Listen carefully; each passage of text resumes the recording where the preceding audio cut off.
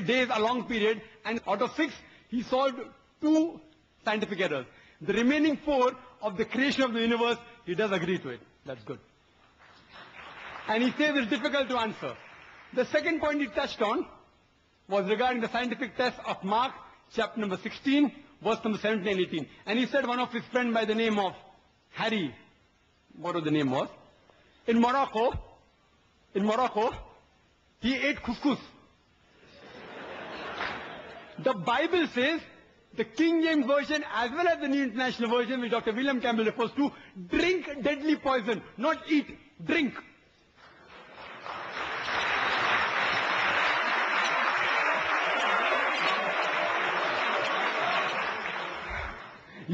Yet, I don't mind, even a person eats deadly poison also, no problem. But imagine one man in Morocco. I'm told there are 2 billion Christians in the world. No one can come forward. Not one out of the 2 billion. And I thought Dr. William Campbell was a true Christian believer, and I asked him to pass the test, not his friend who already died.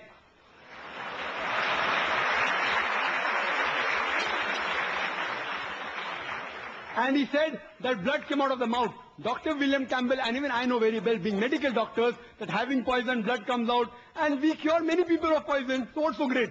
Test is, they should come forward and do all these things, and yet, you should be able to speak foreign tongues. And Dr. William Campbell said that at that time, if you read Gospel of Mark chapter 16, those people there, they spoke the languages people knew. And foreign tongues. Dr. William Campbell doesn't know there are Indians out here. Surely many know Gujarati, Marathi, even I know. If I ask you, suppose if I ask in a particular language, Nirgut Tamil. No reply. Foreign tongues. Nirgut, anyone knows Tamil? Or Malayalam? Velam? Yes, very good. Are you a Christian believer? Are you? No, I'm asking that person there. You are a Muslim? Anyway, fine. This was supposed to be a test passed by Christian believers. There are many people who know foreign languages out here. Only thing you have to do was speak to them. Like, what is your name? How are you? For example, Kaifa look in Arabic, which you know. New languages, which you didn't know. And you proved my point. And yet I have not come across a single Christian who has passed the test in front of me. Not a single. Out of the thousands I've met personally. And now it can be 1001 after meeting Dr. William Campbell. Only touched 2 points. Dr. William Campbell did not reply to my 20 points, and he started speaking about prophecy. What has prophecy to do with science in the Bible? If prophecy is the test,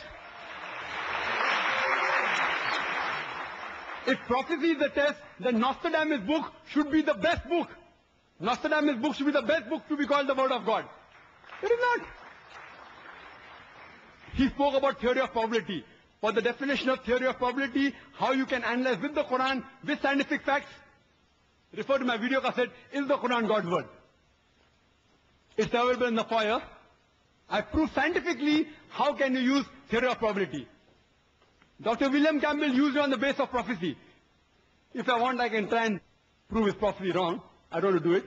I take it for granted for sake of argument, using the concordance approach that whatever prophecy he said was right, for sake of argument. But even if there's one unfulfilled prophecy, the whole Bible is disproved with the Word of God. I can give you a list of unfulfilled prophecy. For example, if you read Genesis, chapter number 4, verse number 12, it says, God told Cain, you will never be able to settle. You will be a wanderer. Few verses later on, Genesis chapter 4, verse 17 says, Cain built up a city. Unfulfilled prophecy. If you read Jeremiah chapter number 36, verse number 30, it says that Jehoiakim, the father of Joachim, no one will be able to sit on his throne. The throne of David, no one will be able to sit after Joachim. If you read later on 2 Kings chapter number 24, verse number 6, it says that Joachim, after he died, later on Joachim sat on the throne. Unfulfilled prophecy. One is sufficient to prove it's not the word of God. I can give plenty. If you read Ezekiel chapter number 26, it says that Nebuchadnezzar, he will destroy Tyre. We come to know that Alexander the Great was the person who destroyed Tyre. Unfulfilled prophecy. Isaiah chapter number 7, verse number 14 says, prophesying of coming of a person who will be born to a virgin, his name shall be Emmanuel. They say, the Christians, it refers to Jesus Christ, peace be upon him. Born to a virgin, the Hebrew word there is Amla, which means not a virgin, a young lady. The word for virgin in Hebrew is Betullah, which is not there. Even if we agree, we are using concordance. We agree. Virgin, virgin, no problem. It says he will be called Emmanuel. Nowhere in the Bible is Jesus Christ, peace be upon him, is called as Emmanuel. Unfulfilled prophecy. I can give several, plenty unfulfilled prophecy. One is sufficient to prove the Bible wrong. I've given a few. According to your theory of probability, Bible is not the word of God.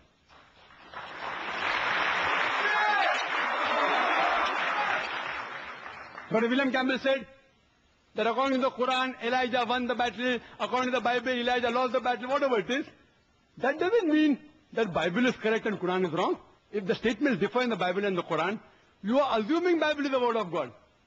If both are supposed to be analyzed, it can be possible that Quran is right and Bible is wrong.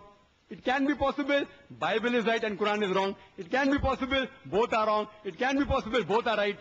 So what we have to do, if we have to analyze which of the two is wrong, we have to get a third source from outside, which is authentic. Just because Bible says Elijah lost and Quran says Elijah won, therefore Quran is wrong, is illogical. And Dr. William Campbell, besides replying to the scientific errors I mentioned, I'll just touch on the points which I could not due to lack of time. There are an additional 6 or 7 points which he mentioned in his talk, which inshallah I'll give the reply briefly. He spoke that the Quran says, according to me, and he showed my cassette, according to Brother Shabir Ali, that the light of the moon is reflected light, and he said it doesn't mean that. I'm quoting. Again, the Quran mentions in Surah Furqan, chapter 25, verse 61, that blessed is he who was placed in the sky constellation, placed therein lamp, sun, and moon having borrowed light. Munir. Arabic word used for moon is qamar. It's always described as munir or nur, meaning reflection of light. Reflection of light. Arabic word used for sun is shams. It's always described as wahaj diya, which means a blazing torch, a shining glory. And I can give references. Surah Nuh, chapter number 71, verse 15 and 16. Surah Yunus, chapter number 10, verse number 5, and so on.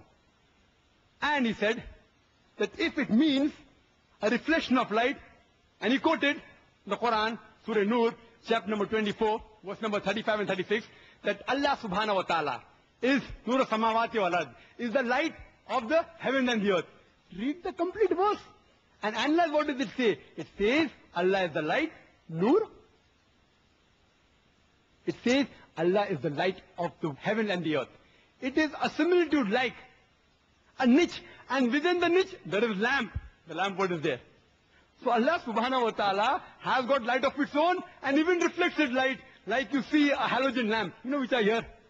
The lamp inside is like a siraj, but the reflector is like moon.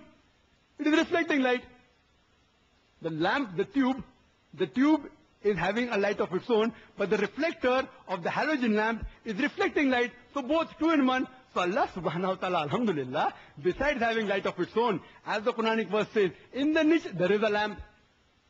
And that lamp light of Allah subhanahu wa ta'ala is its own light. And Allah reflects His own light. Dr. William Campbell says that the Quran says that Quran is nur, is reflecting light. Of course, the Quran is reflecting the light and the guidance of Allah subhanahu wa ta'ala. Regarding Prophet Muhammad sallallahu alaihi wasallam being siraj, yes, he is. The hadith of the beloved Prophet is giving guidance to us. So Muhammad sallallahu alaihi wasallam is also nur, he is also siraj. Alhamdulillah. He has his own knowledge also, alhamdulillah. He has the guidance from Allah subhanahu wa ta'ala, alhamdulillah. So if you use this word nur as reflected light and munir as reflected light, yet alhamdulillah, you can prove it scientifically that the light of the moon is not its own light, but it is the reflected light. The other points that William Campbell raised was regarding Surah Kahf, chapter number 18, verse number 86, that Zulkarnain sees the sun setting in murky water, in turbid water. Imagine sun setting in murky water, unscientific. The Arabic word used here is, it is wajada, meaning it appeared to Zulkarnain. And Dr. William Campbell knows Arabic. So wajada means, if you look up in the dictionary also, it means it appeared. So Allah subhanahu wa ta'ala is describing what appeared to Zulkarnain. If I make a statement that the student in the class said 2 plus 2 is equal to 5, and you say, oh, Zakir said 2 plus 2 is equal to 5. I didn't say. I'm telling the student in my class that 2 plus 2 is equal to 5. I'm not wrong, the student is wrong. There are various ways to try and analyze this verse. One is this way, according to Muhammad Asad, that Wajada means it appeared to Zulkarnain. Point number 2. The Arabic word used is Maghrib. It can be used for time as well as place. When we say sunset, sunset can be taken for time. If I say the sun sets at 7 p.m., I'm using it for time. If I say the sun sets in the west, it means I'm taking it for place. So here if you use the word Maghrib for time, so Zulkarnain not reached that place of sunset, use it at time. He reached at the time of sunset. The problem is solved. Furthermore, you can solve it in various ways. Even if Dr. William Campbell says, no, the basic assumption is too much. It is not appeared to, it is actually this. Let's analyze it further. The Quranic verse says, the sun set in murky water. Now we know, when we use these words, like sunrise and sunset, does the sun rise? Scientifically, sun does not rise. Neither does the sun set. We know scientifically the sun does not set at all. It is the rotation of the earth which gives rise to sunrise and sunset. But yet, you read in the everyday papers mentioning sunrise at 6 a.m., sunset at 7 p.m. Oh, the newspapers are wrong, unscientific.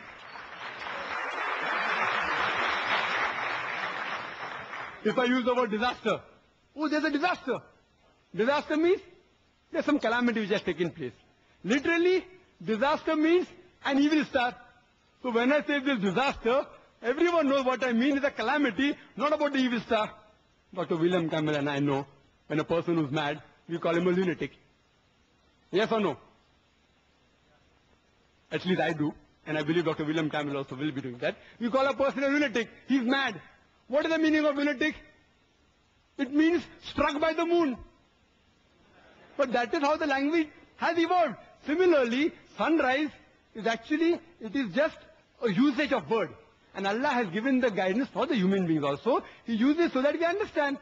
So it is just sunrise, not that it is actually setting, not the sun is actually rising. So this explanation clearly gives us a clear picture that the verse of the Quran of Surah Kahf, chapter 18, verse number 86, is not in contradiction with established science. That is the way how people speak.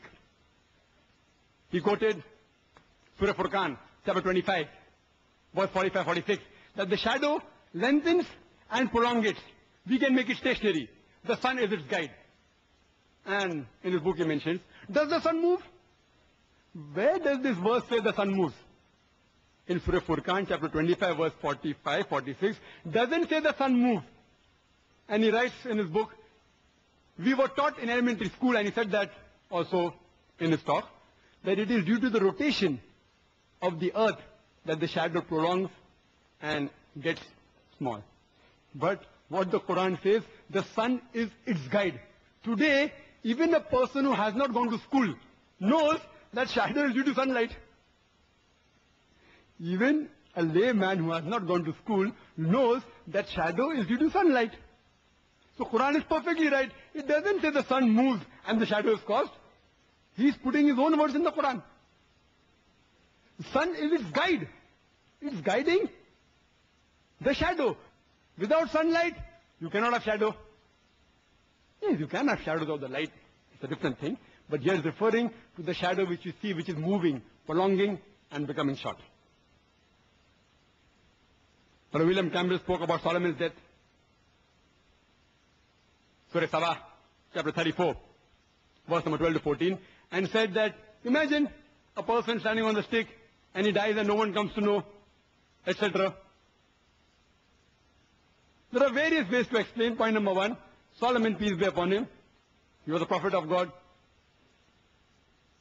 And it can be a miracle. When Bible says that Jesus Christ, peace be upon him, could give life to the dead. Jesus Christ is born of a virgin birth.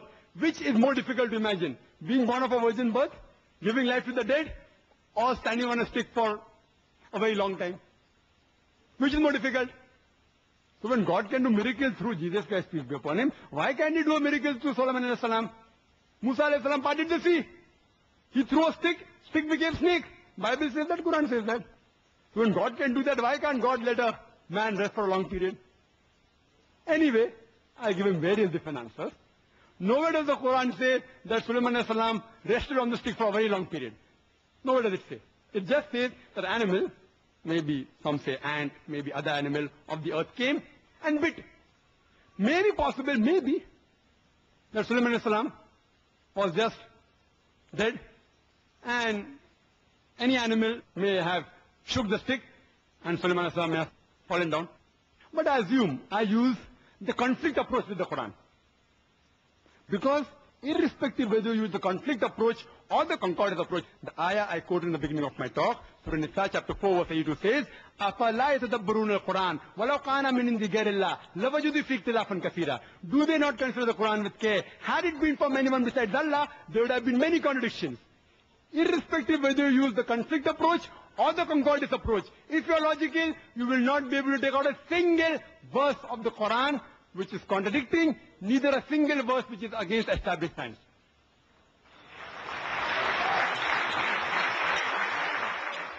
I agree with Dr. William Campbell that Sulaiman alayhi salam stayed for a long time. The answer is given in the same verse. That after Sulaiman alayhi salam fell down, the jinn said that if we would have known that Solomon, peace be upon him, died, we wouldn't have toiled so hard. Indicating that even the jinns don't have ilm-e-ghaib. They don't have knowledge of the unseen.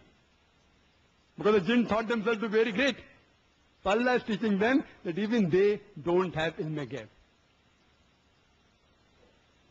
Brother William Campbell touched on the production of milk in Surah Nahl chapter 16 verse 66.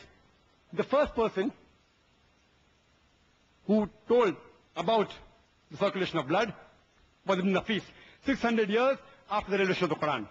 And 400 years after Ibn Nafis, William Harvey made it come into the Western world. That's 1,000 years after the revelation of the glorious Quran.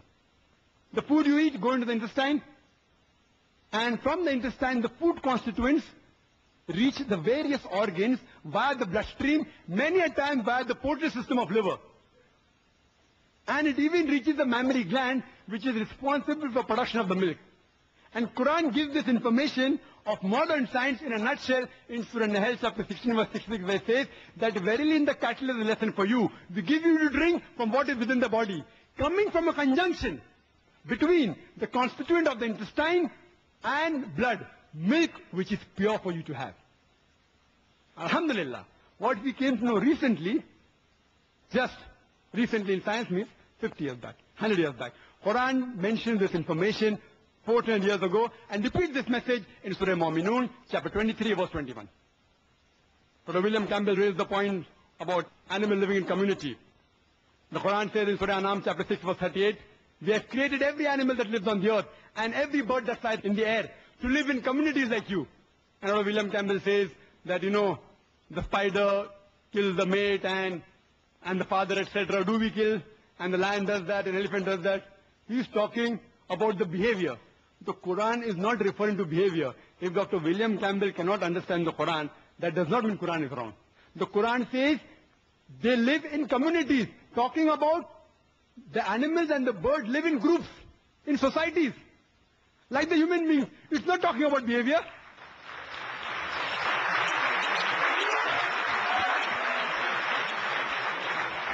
And today science tells that all the animals, the birds and the living creatures of the world, they live in communities. Like the human being, they live together. And I didn't have time to touch on all the points on embryology. I've touched on all of the 8-9 topics which he spoke on. Embryology, I'll go more in detail. The points he raised in embryology, besides the one I clarified in my talk, he said that the stages of development were mentioned by Hippocrates and by Galen. And he showed the various slides. The point to be noted, just because someone says some things which are matching with the Quran, that doesn't mean that Quran has been copied from that.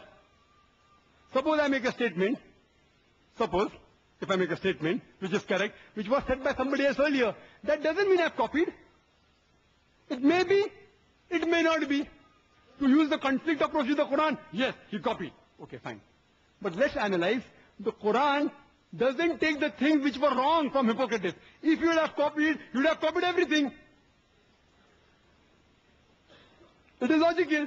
Unless he's a scientist, okay, this is correct. Oh, this is wrong. I won't copy that. This is correct. I copy that. All the stages of Hippocrates and Galen is not the same as the Quran. Hippocrates and Galen doesn't speak about least like substance. They don't speak about mudga at all. Where do they speak? Hippocrates and Galen at that time they said that even the women have got semen. Who says that? Even the Bible says that. If you read in the Bible, it's mentioned in Leviticus chapter number 12, verse number 1 to 2, that women give out seed.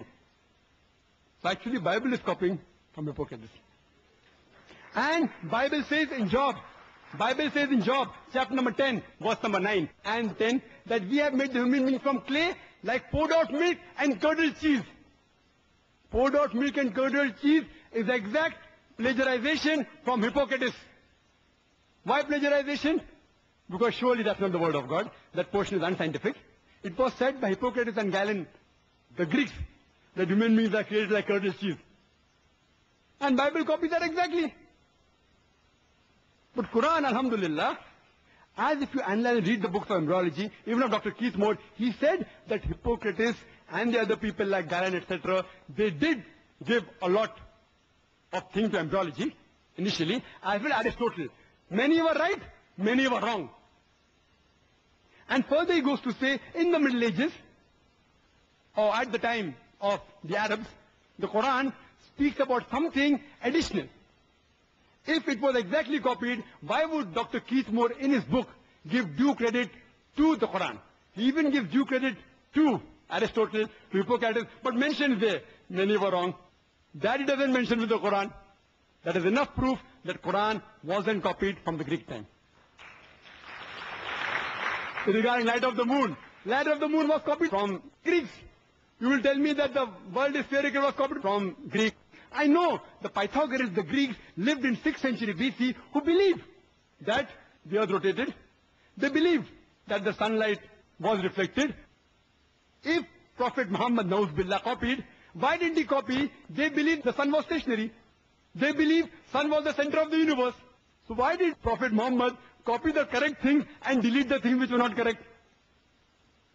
This is sufficient proof that Prophet Muhammad, peace be upon him, did not copy. He goes to give a list that from Greek to Syriac, Syriac to Arabic, and big research. One statement of the Quran is sufficient to disprove it. The Quran says in Surah Ankabut, chapter 29, verse number 48, that thou wast not able to recite any book before this, nor was thou able to transcribe with the right hand. If it was so, the talkers of vanity would have surely doubted. The Prophet was an ummi. He was an illiterate. This fact of history is sufficient to prove that he didn't plagiarize from anywhere. Enough. Imagine, even a scientist who is very literate cannot do this thing. But Allah in His divine guidance made the last prophet as an ummi, so that the talkers of vanities, like people who write books against Islam, they cannot open their mouths. The Prophet was ummi. There are various things that I can continue, speaking of the Bible. I've covered up all his arguments against Quran. Alhamdulillah, not a single point to prove Quran is against science. He has not touched on 22 points of mine, touched on 2, not proven. So all 22 yet prove that Bible is incompatible with modern science. Point number 23, in the field of zoology, it is mentioned in Leviticus chapter number 11, verse number 6, that hair is a cut chewer. We know that hair doesn't chew cut. Previously people thought by the movement of the hair. Now we know hair is not a cut chewer, neither does it have a compartmentalized stomach. It's mentioned in the Proverbs, chapter number 6, verse number 7, that ant has got no ruler, no seer, no chief. Today we know that ants are sophisticated insects. They have a very good system of labor in which they have chief, they have foreman, they have workers, they even have queen, they even have a ruler. Therefore, Bible is unscientific. Furthermore, it's mentioned in the Bible, in Genesis chapter 3 verse 14 and Isaiah chapter 65 verse number 25, that serpents eat dust. No zoological book says serpents eat dust. It's mentioned in the book of Leviticus, chapter number 11 verse number 20, among the abomination things, fowls with 4 feet. They are an abomination. And some scholars say that fowl is a wrong translation of the Hebrew word uf. In King James, it should be insect or winged creature. And in New International Version, it says winged creature. But it says all insects which are four-footed are an abomination. They are detestable for you. I want to ask Dr. William Campbell, which insects have got 4 feet? Even a student who has passed elementary school knows that insects have got 6 feet. There is no bird in the world. There is no fowl in the world. There is no insect in the world which have got 4 feet. Furthermore, there are mythical animals and fabulous animals mentioned in the Bible as though they exist. For example, unicorn. It's mentioned in the book of Isaiah, chapter 34, verse number 7, talking about unicorn as though it exists. You look up in the dictionary, it says the animal which has got a horse's body and a horn, which is only available in myths. My time is over. Only I like to tell that I apologize if I've hurt the feelings of any Christians. That was not my intention. It was just a reply to Dr. William Campbell's book to prove that Quran is compatible with science. And Bible, though portions we do consider maybe the word of God, completely is not the word of God. It's not in conciliation. And I would like to end my talk with the quotation of the glorious Quran from Surah Isra, chapter 17, verse 81, which says, وَقُلْ جَاءَ الْحَقُّ وَزَاقَ الْبَاطِلِ إِنَّ الْبَاطِلَ كَانَ زَهُوقًا. When truth is heard against falsehood, falsehood perishes. For falsehood is by its nature bound to perish. وَآخِرُ دَعْوَانَا الْحَمْدُ لِلَّهِ رَبِّ الْعَالَمِينَ.